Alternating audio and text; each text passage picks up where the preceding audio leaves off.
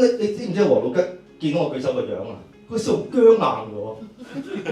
然後佢問咗一個我咁多年我都仲記得個問題，佢又話：鄧一邦，你啊，你得咧，代表全班嘅喎。呢個問題都好難答啊，係咪先？你話如果我唔得，我咪嚟舉手啊，係嘛？我得我就真係證明到唔得啊嘛。同埋問題係，之前嗰3個你又唔問嘅，你淨係問我嘅，你咪歧視我啫？咁當然明啦，當然明啦，人哋都要考指標嘅兩上嘛，即係喂，依家明明 OK 嘅喎，你有個 Steve Jobs 啊、馬化騰啊呢啲出嚟成個 project 勁㗎嘛，你無啦啦加個林作出嚟，唔係你唔係林作，即係咪你五索添嘅？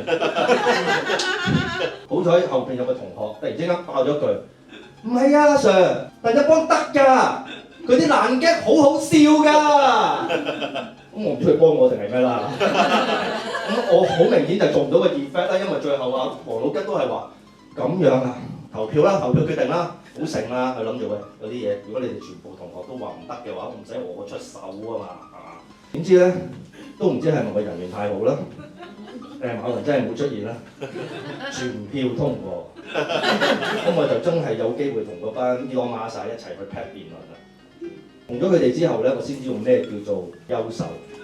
因為以前咧，我以為咧，上晒堂做晒功課就叫優秀㗎。原來咧，優秀嗰啲人唔係咁㗎。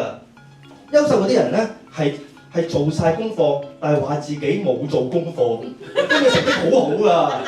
跟住話自己踢波唔叻㗎，完全唔練波㗎，突然之間就入到波㗎，仲要識溝女㗎，呢啲先叫優秀。